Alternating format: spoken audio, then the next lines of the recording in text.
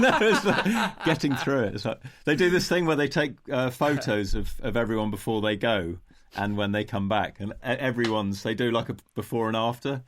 Just when they come up, like, everyone's faces are totally different. It's haggard, big beard. Yeah. Just lost loads of weight. So they start the race looking like you, John T, and end up looking like Greg. Whoa! How dare you? I'm a starter, all right? I don't care what you say. Yeah, mate. Well, I don't know about you, Adam, but I want to start watching sailing now. I think you need to have a Jonty to get you into these kind of sports, though, right? You need someone who knows what they're talking about to, like, I don't know, be the gateway to allow you to sort of understand. Because on the surface level, like, it's the same for me with Formula One. It's like on the surface level, yeah, that's cool. They're going fast and they're overtaking, but it's all the stuff that goes on underneath it, like the tactics, like you're saying about the dirty air and the different boats that you can have, and how the wind plays and where the best part on the course is.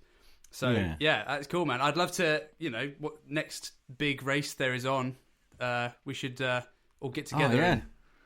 Definitely. Race day, baby. They're kind of, because they're like, usually they're sort of paid prescription things that you have to kind of see. But the America's Cup this time, they sort of opened it out. So it was live, free to view on YouTube. So, cool. And because they knew they had lots of people that hadn't watched sailing before, they had some commentators there that were kind of, actually they're all American. the commentators that were kind of like, they knew they're sailing, but just in terms of kind of like what was going on, it's like, so what's going on here? Or kind of they just kind of tell you how things are kind of what things are, and they'd have like little things kind of like who has right of way and what is this tactic and what's this called, and it would explain a googly that kind of thing. So it's sure. Accessible. That's awesome. Yeah, they started doing that with cricket last year. Started watching. They clearly had the management have clearly been telling the presenters, like, folks don't know what's going on. So they're like, please explain this to the new people. That no attention span. It's great. I'm all for it. Yeah. I'm gonna pop that on the list of things we're never gonna do. Yeah, along with all our big list of things we come up with. Look forward to it.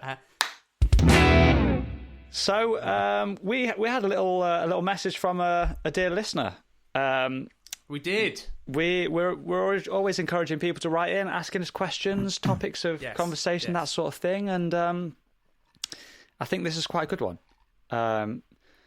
So here it is.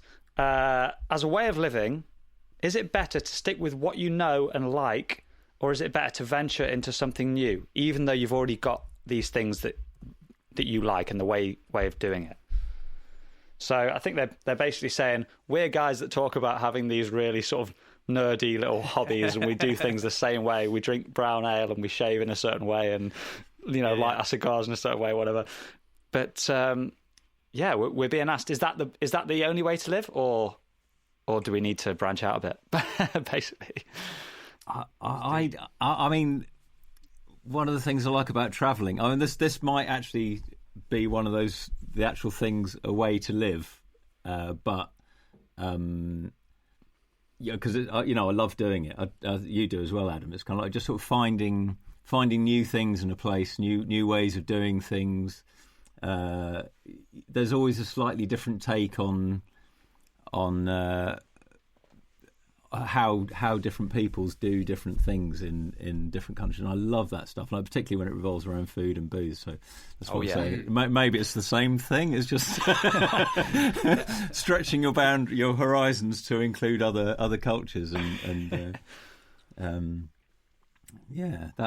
really gets me going. Sort of like finding new ways of doing things, and I don't know. It's nice when sort of like cricket matches and things like that.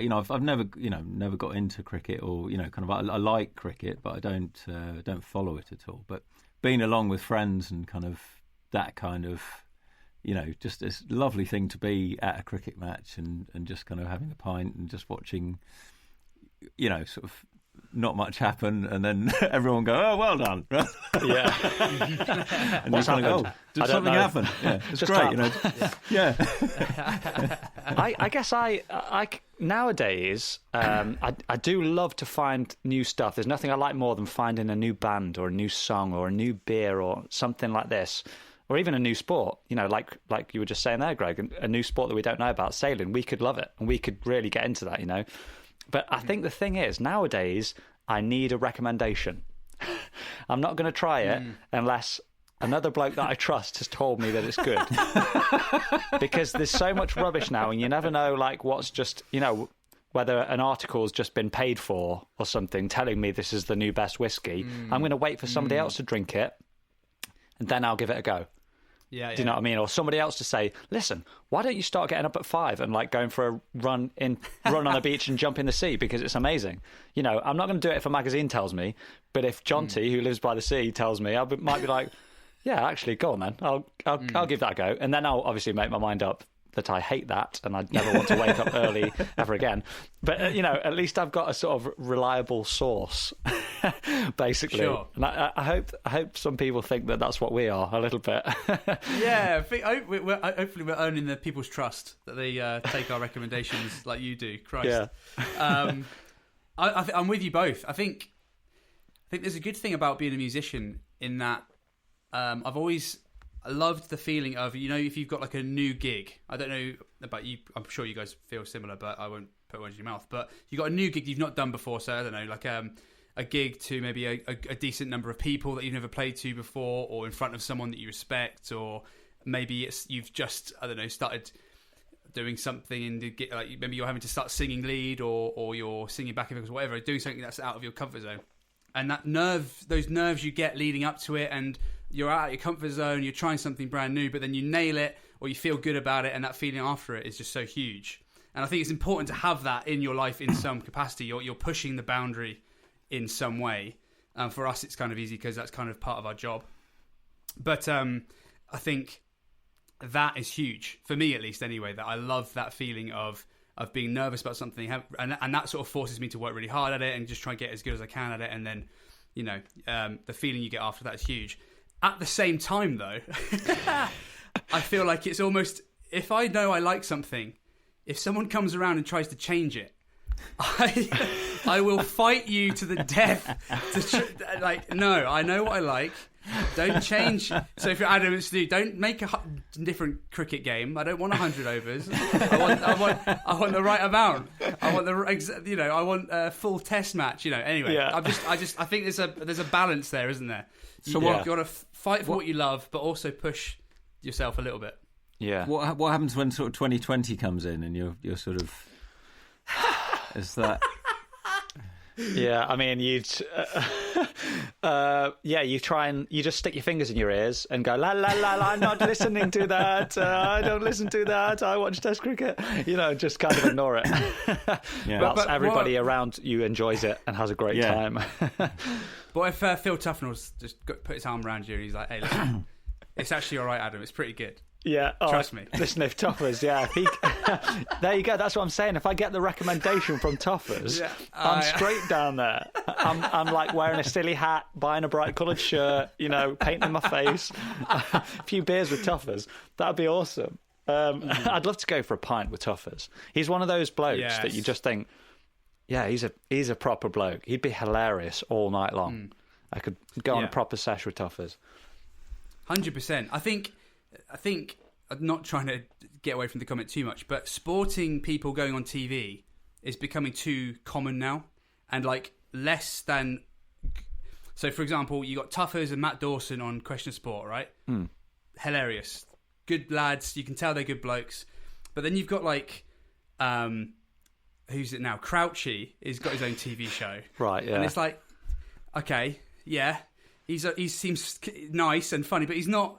I don't know. I'm being an old man. Again, something's changing and I don't like it. Actually, there we go. It's perfect. I know what you're saying, though. It's like just because you're a good sportsman doesn't necessarily make you a good presenter. I mean, you could be, Like I personally, I like Flintoff. I think Freddie Flintoff is. I'm not keen on Flintoff. That's Really? what I was going to say. Yeah. Okay. I love Flintoff, and he's the only cricketer I know. So.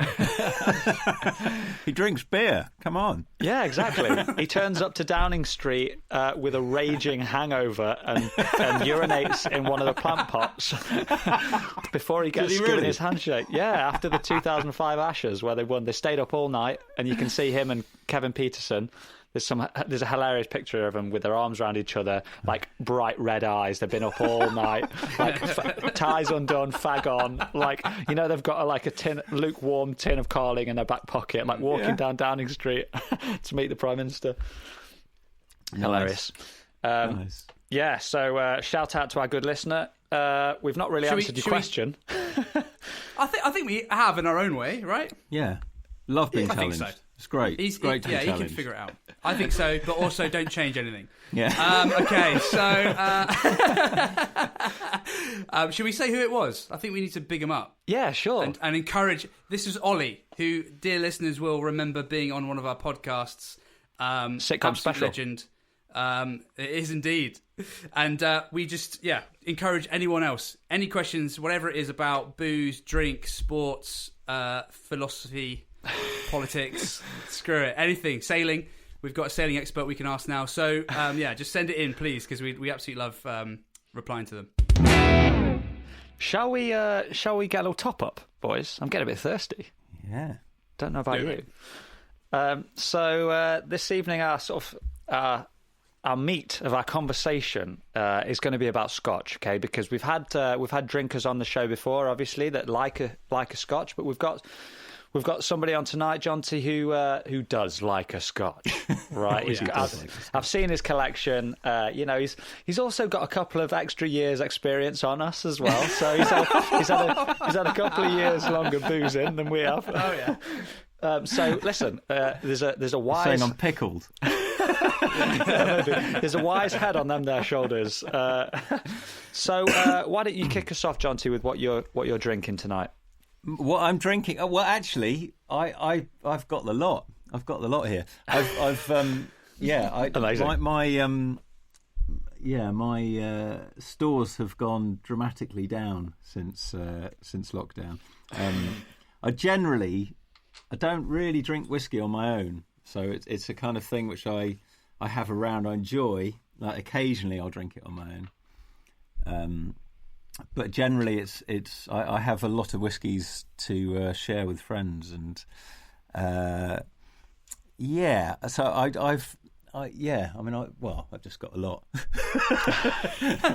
Well, don't rub it in, mate. Yeah. I'm going for a cask strength. This is a terrible thing to say, but this is my last cask strength whiskey that I have in the house, and I don't know about you. I don't know if this is a sacrilegious thing to say on this podcast, but I think cask strength is the only type of whiskey to drink, really.